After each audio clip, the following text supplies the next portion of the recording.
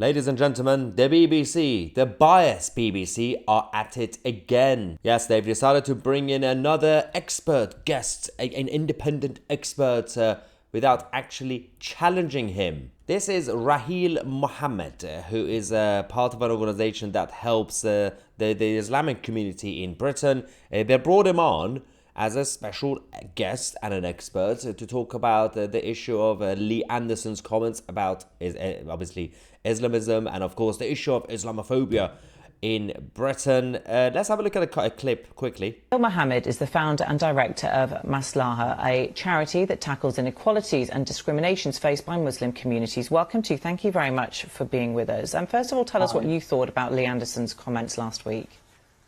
I mean, Lee Anderson is an ignorant, racist man, but his comments mean him as an individual mean less, actually. It's what he represents. So, surprise, surprise, they allowed him to just keep ranting and ranting and ranting without actually even challenging him. Usually, for example, if a right-winger goes on the BBC, it says, I don't know, Keir Starmer is racist, they would say, well, we have to clarify that this is an opinion and Keir Starmer is not here to defend himself, blah, blah, blah. So who is Raheel Mohammed and what sort of organization are we talking about? Maslaha is that Islamic organization in the UK. Some of the things they're doing is interesting. Look at this. We've been hearing from parents in schools who are concerned about their children's schools ignoring what's happening in Gaza.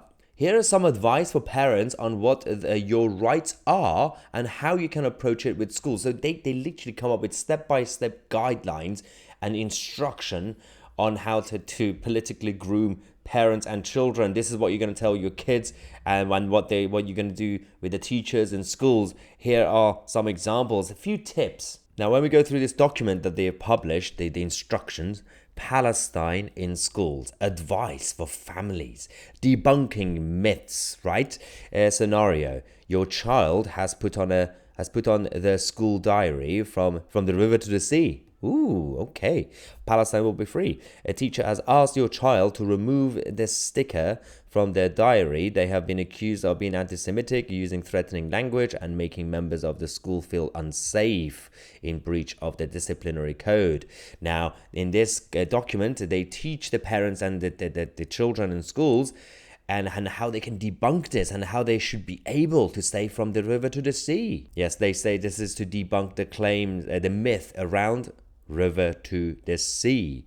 A Palestinian friend who works on safeguarding human rights and is based in the West Bank described to us the importance of the chant from the river to the sea. Ooh. So they're literally going around condoning bad behavior and actually promoting from the river to the sea, and they're also teaching parents and the school children on how they should stand up to the establishment, to the authorities, to the school authorities, and how they should be able to continue with the chant. They also have this page. Here are a few tips how to have conversations with schools. It is concerning that your child is being singled out for their political views. Look at the school policies on behavior, consequences, equality, and complaints. This should be on the school website, but if not, email the school admin and ask for them. Ooh, isn't it interesting when it comes to the Islamic community, just like the far left, when it comes to their own opinions and their own their agenda, free speech matters. But if you decide to challenge their ideas, their religion, their political philosophy, their prophet, their book, free speech doesn't exist anymore. You're not allowed to have a debate. They are allowed, but you're not. You see the problem? But again, the main blame goes on the BBC and the staff working for the BBC for firstly inviting the person. I don't really mind, invite a person, give platform to everybody, but make sure to challenge, make sure to actually explain to the people watching that program what they are watching, who they're listening to. Well, not many people watch the BBC anyway. TV is dead because we are the media.